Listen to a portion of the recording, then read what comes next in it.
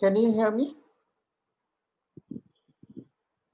Okay. So Yes, there was, sir. okay, thank you. There was some network problem because of which I was thrown out of the,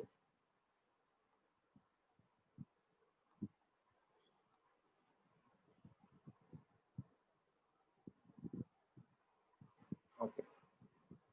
So अब ये वाला formula तो आप लोगों को याद है, राइट?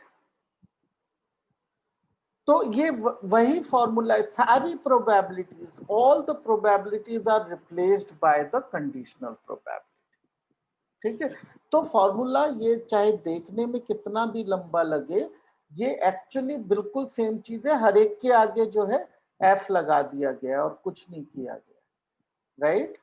तो फॉर्मूले का जो फॉर्मेट याद रखना है वो बहुत आसान है, कुछ बड़ी बात नहीं है।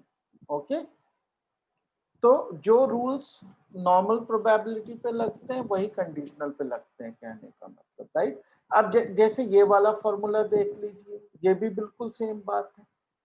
हमें ये वाला तो याद है ही कि कॉम्प्लीमेंट की प्रोबेबिलिटी क्या होती है, 1 minus probability of its probability, 1 minus the probability of the event. तो वही कंडीशनल में भी सेम ही रूल है, right?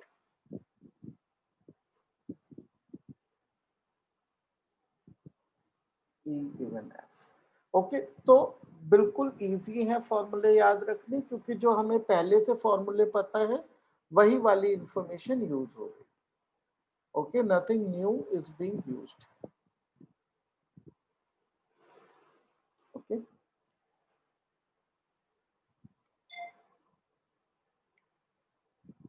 we will do a couple of examples and then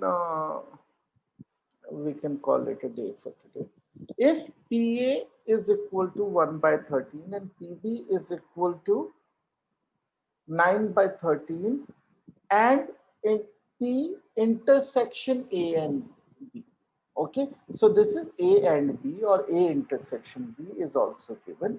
So हमें P probability of A given B has occurred निकालनी, right? Which by formula is equal to A in probability of A intersection B by किसकी probability नीचे आएगी, जो occurred event है उसकी नीचे आती है, तो ओके, हमें P A intersection B already given है डायरेक्टली, तो कोई प्रॉब्लम नहीं है हमें, हम लिखेंगे 4 by 13 by 9 by 13 is equal to 4 by 9. Okay, a family has 2 children. What is the probability that both the children are boys given that at least one of them is a boy? ठीक है, तो sample space क्या है हमारा, क्योंकि 2 बच्चे हैं तो सैंपल स्पेस है boy and girl, right? Girl and boy, both are girls and both are boys. Okay, these are the only 4 possibilities.